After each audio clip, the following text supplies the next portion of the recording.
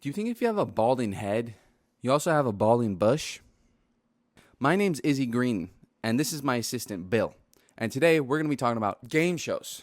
Shows that give second life to washed up actors, comedians, white men who couldn't do those other two things, but still wanted to be on TV.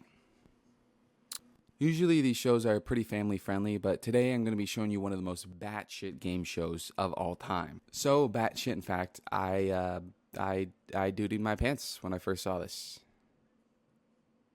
And,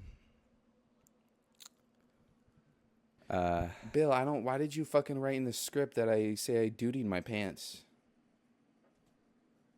It's like there's like a whole paragraph about me shitting myself.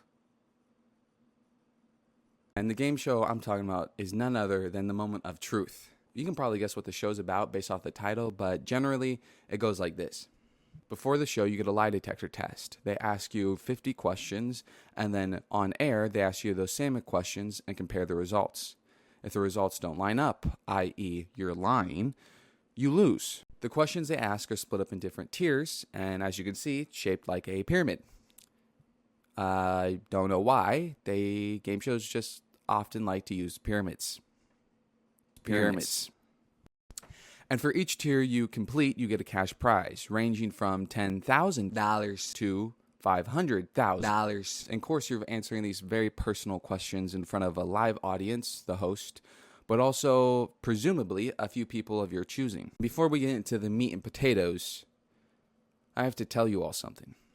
I have to tell you a truth. George Ortuzar is a 46-year-old marketing manager from Miami, Florida. He is a divorced father of 3 and is currently living with his girlfriend and her 2 children. Nope. That is not an intro for George the divorced dad. That is an intro for Jerry the mass murderer rapist. Look at that. That is terrifying. If I saw that walking down the street, I would assume that man is eating somebody. I'd assume I'm about to get eaten. I've never seen a game show that's tried successfully to make their contestants look like they all just committed mass atrocities. Just look at these. These are the mugshots you would see on a wall of people that have killed and eaten babies. And this is just his hair. That's just his hair. Let's see who George decided to bring on with him. Hi, my name is Lily. I'm George's girlfriend. Girlfriend, right? Yeah, girlfriend. Pretty cool. I could see doing that if I had one. Let's see who else George decided to bring on. Ooh, fast one. Lily's uncle. His uncle. That's pretty. I could see doing that. It's a little strange, but some uncles can be really fun. There's kind of 2 types of uncles.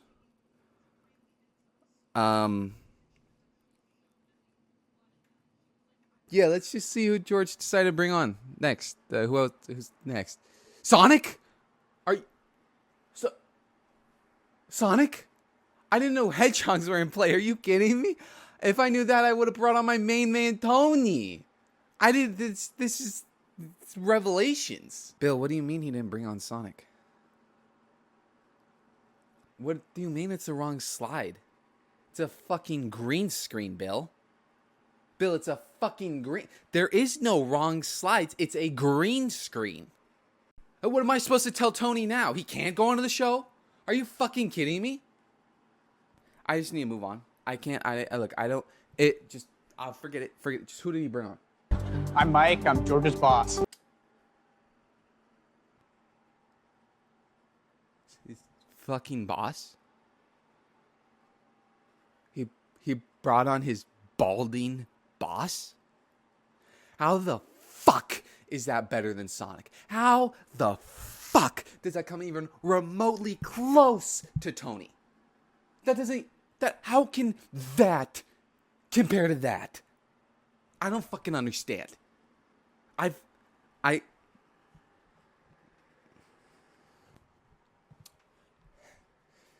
See, I just spent 40 fucking minutes looking through the rule book. I talked to this guy named Manuel. And nowhere does it say you can't have hedgehogs on. Nowhere in the fucking rule book. So this motherfucker, George, said, oh, let me bring on my bald boss. And then this motherfucking Chrome Dome went, I'm bald. Let me be on TV. And so fuck George. Fuck his balding boss. And fuck Mark Wahlberg. Fuck Mark Wahlberg. Yes, that's his name. Yes, he was a host of Temptation Island. Yeah, I'll cover it if you want me to. But guess what? I'm not going to tell you what I'm going to cover it with. So fuck these fuckers. And the main takeaway from all of this should be to never allow another disgusting fucking bald person on TV again. Never again. Question 1. Have you ever gone through a coworker's private belongings without their knowledge? That's the first question. That's the first fucking question. Yeah. Do you see why I was telling you guys that this show is batshit crazy? That is a batshit crazy thing to ask your first question. And in front of your boss. Batshit. Yes. That answer is true. I'm just going to say it. I mean, I would fire him. I would do it. I don't know. I mean, I don't know. Maybe he can get a job as like a horse derby announcer or something like that. I don't know. Question 2. Have you ever had a sexual fantasy while attending Mass? You ever be gooning in the church? What kind of fucking question is that? Of course I have. It's a church. Have you seen fucking Jesus? Look at those abs. Look at that hair. Everybody's talking about he's going to be coming soon. Yeah, me too. Yes. That answer is true. Tell me about this. Like Troy said, you know, it's on a man's mind. And Yeah. so it doesn't matter if you're at church, if it's work, if, you know. Why would you do that? Why would you say that in front of your boss? He keeps on incriminating himself for no goddamn reason. Why would you go up to your boss and go, yeah, sometimes, sometimes I'm thinking about busting it at work.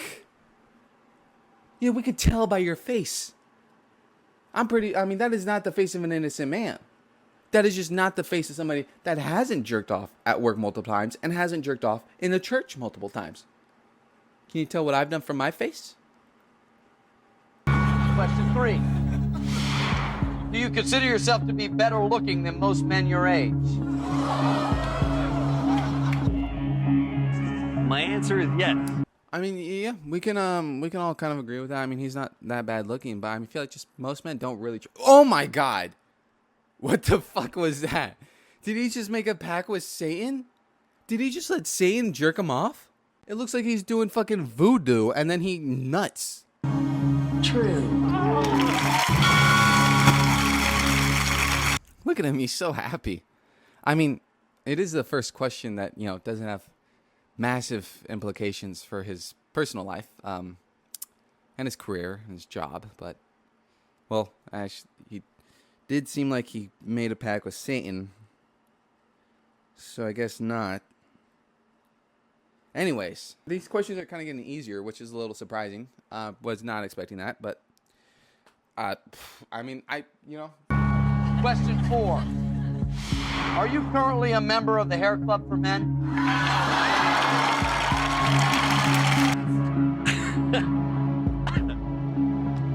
Yes. That answer is Look who's laughing the loudest, right? look at that balding fuck laugh. Look at that balding fuck laugh. Probably doesn't even have hair on his penis. true. All right, it's almost over. Let's just keep it moving. Question 5. Have you ever considered you might be addicted to gambling? There it is. There it is. There's always something. I knew this guy wasn't just a chill, fucking disgusting, balding person that likes to crank it and does voodoo on the low. my answer is definitely yes. That answer is true. All right, well, let me just confirm this real quick. Yep, gambler. Double check. Gay gambler. What's next, Bill? Oh, okay. Final question. Shut the fuck up, Bill. $10,000 is on the line. All George has to do is answer this last question. Question 7. Have you ever padded your underwear to look more well endowed? Actually, the answer is yes. That answer is true. Who the fuck does that? Who does that? Who goes in the mirror? Who looks in a mirror and goes, you know what this outfit needs? Penis. That was it. That was it. That was how episode 1 ended.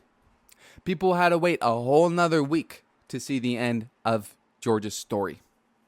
Whole nother week. That was it. You ever stuff your pants to make your penis look bigger? Yeah. Yep.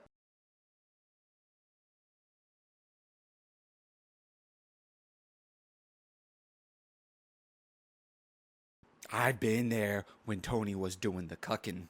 I can't fucking use half the script, Bill.